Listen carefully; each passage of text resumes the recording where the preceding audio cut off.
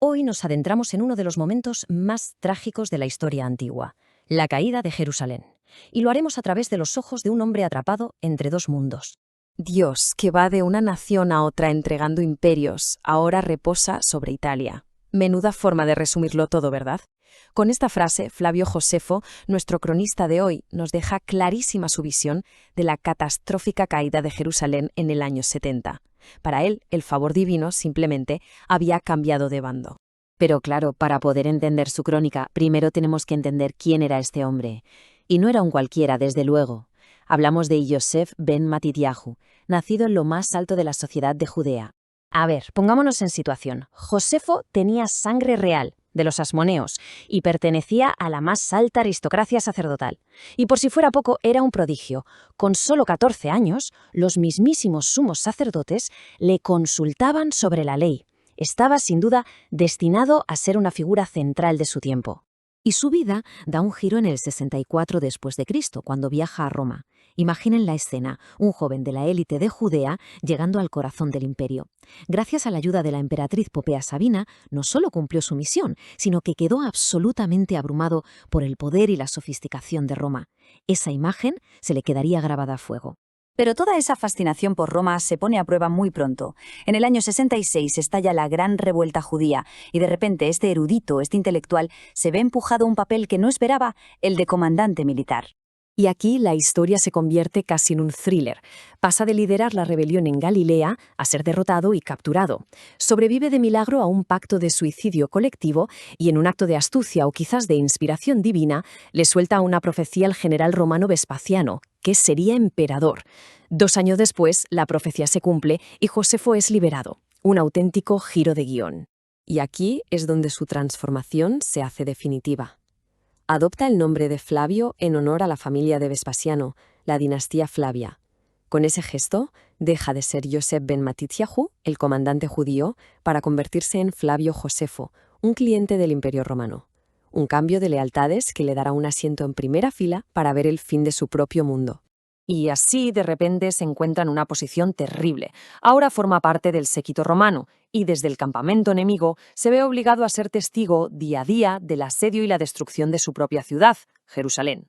Josefo insiste mucho en una cosa en sus escritos. La derrota no fue solo culpa del poderío de Roma. Para él, la ciudad se consumió desde dentro por una enfermedad que él llama estasis, una guerra civil brutal y sin cuartel entre las distintas facciones judías. Esa lucha interna fue suicida, literalmente. Llegaron a quemar sus propios almacenes de grano para perjudicar a la facción rival. Y esto, claro, provocó una hambruna espantosa, tan atroz que Josefo documenta actos de puro horror, como el de esa madre, una muestra de hasta qué punto la ciudad se había devorado a sí misma. 1.100.000. Parémonos un segundo a pensar en esta cifra, ese número de muertos que Josefo registra durante el asedio. Para la época es una aniquilación, una catástrofe demográfica sin precedentes. Y entonces llega el golpe de gracia. El corazón espiritual y cultural del judaísmo, el segundo templo, arde hasta los cimientos. Para Josefo esto no fue un simple accidente de guerra, no. Para él fue la señal definitiva de que Dios había abandonado a su pueblo por sus pecados, y ahora su favor estaba con Roma. Pero la destrucción no fue solo de piedras y vidas. La caída de Jerusalén provocó algo mucho más profundo, una crisis de identidad total, porque hizo saltar por los aires los cimientos mismos de su sociedad. En medio del caos, durante las luchas internas, ocurre algo que lo cambiará todo para siempre. Los rebeldes queman los archivos públicos. Con ellos no solo arden los registros de deudas, sino la memoria genealógica del pueblo.